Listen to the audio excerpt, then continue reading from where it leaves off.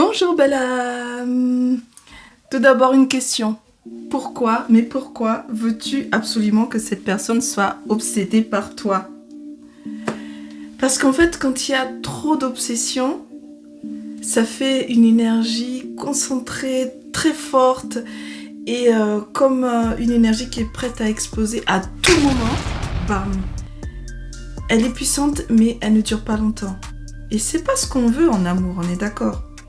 Donc aujourd'hui, je vais te partager une méthode pour attirer ton âme sœur quasiment instantanément en utilisant certainement une idée que tu n'as jamais eue et que personne ne t'a jamais expliqué de cette façon. C'est une méthode qui va être, on va dire, inversée. Alors, elle repose bien sûr sur les règles de la loi de l'attraction que tu connais, puisque tu suis mes vidéos, donc tu sais comment ça marche. Mais aussi sur une loi que Neville Goddard a beaucoup fait connaître, qui est la loi de l'Assomption. Et dans la loi de l'Assomption, on dit « fais comme si c'était déjà fait ». Mais ça, je pense que les gens ont du mal à savoir comment vraiment, concrètement, faire comme si c'était déjà fait. Donc ça va être le sujet de cette vidéo.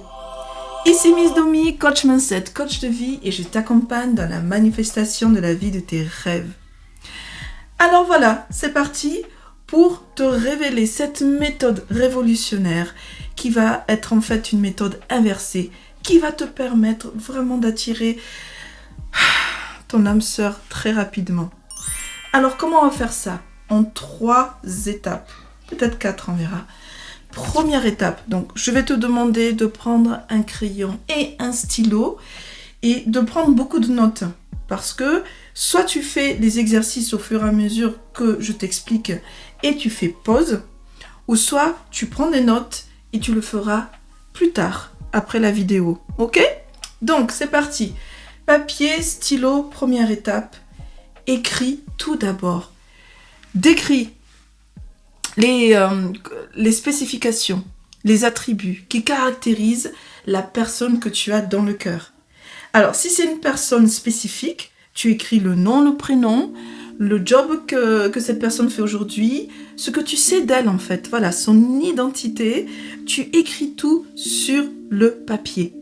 Et si, de façon plus générale, tu veux attirer l'amour et ton âme sœur, alors tu vas rentrer dans le détail de ses attributs.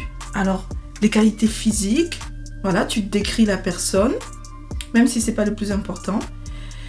Tu vas décrire ses qualités en fait à la fois sociales, c'est-à-dire comment elle interagit avec toi, avec les autres. Tu vas décrire aussi quel type de métier tu aimerais que cette personne fasse. Quelles activités en dehors du travail tu penses que cette personne aimerait faire, etc. Donc tu décris tout et décris les choses sur les 4 axes. Comme on fait quand on pose ses intentions, c'est-à-dire la partie santé, le corps, etc. Comment cette personne va être. Le deuxième axe, c'est la partie plus son statut social, sa richesse, qu'est-ce que vous allez faire en fait de vos journées avec l'argent que vous gagnerez, etc. Troisième pilier, c'est les relations entre vous. Comment, en fait, cette personne se comporte avec toi. Voilà. Il faut que tu décrives vraiment comme ça. En fait, plus tu es précis et plus ton cerveau, il a des détails concrets en tête. Voilà. Et il va commencer à faire en sorte que ça apparaisse dans ta vie parce que les choses sont déjà bien dessinées. Tu vois, c'est pour ça que c'est important de bien écrire comment tu vois cette personne spécifique. Ok? Et le 4e pilier, c'est ce qu'on appelle un peu la mission de vie. Est-ce que cette personne a envie de faire, par exemple, des œuvres caritatives, ou est-ce que tu penses qu'elle serait plutôt dans le support des gens, en faisant du coaching, etc. Voilà. Donc, tu détailles au maximum parce que c'est important de se dire que la clarté, c'est le pouvoir. C'est le pouvoir qui va aider, en fait, ton cerveau à le rendre réel. Ok? Parce que le signal auprès de l'univers est très clair sur ce que tu veux. Deuxième étape. Maintenant que tu as décrit cette personne, tu vas te mettre dans ses baskets, comme on dit, in the shoes. Tu vas te mettre à la place de cette personne et du coup, tu vas t'imaginer ayant les mêmes attributs physiques. Donc, je sais pas, la couleur de cheveux, si la personne est grande ou petite, etc. Tu prends vraiment ses attributs physiques, ses attributs psychiques, ses attributs sociaux, voilà. Donc, tu vas rentrer vraiment, imagine-toi être cette personne là tout de suite. Où tu l'imagines, qu'est-ce qu'elle fait, avec qui elle interagit, comment elle interagit avec les gens, etc.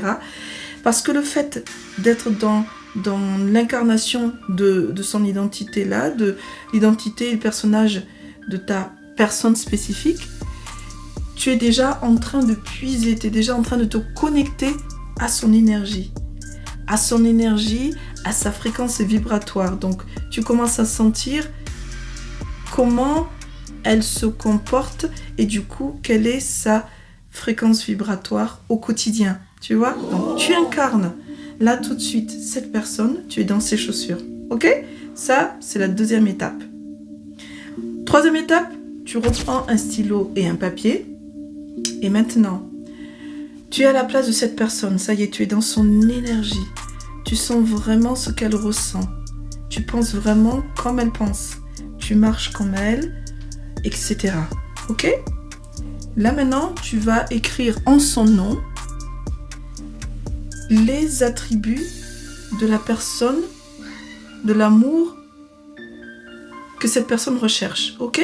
Donc tu vas écrire, voilà, je recherche une personne qui est vraiment généreux au quotidien. Précise si tu veux qu'elle fasse du sport ou plutôt orientée vers le côté artistique.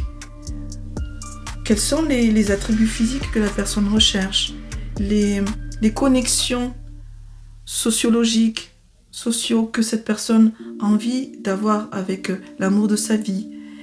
Comment elle se projette avec cette personne? Comment elle se sent avec cette personne? Est-ce que voilà, la communication est facile? Tu décris en fait ce que cette personne cherche. D'après toi, dans quel domaine l'amour de sa vie travaille, etc., etc. Tu écris au nom de cette personne, en fait. Et du coup, ça te permet quoi? De comprendre, d'être dans la psychologie et de comprendre ce que la personne spécifique recherche. Donc la dernière étape, c'est d'incarner cette personne qu'elle veut dans sa vie. Deviens cette personne que tu as décrit en dernier quand tu écrivais en son nom. Parce que du coup, tu correspondras exactement à ce qu'elle te demande.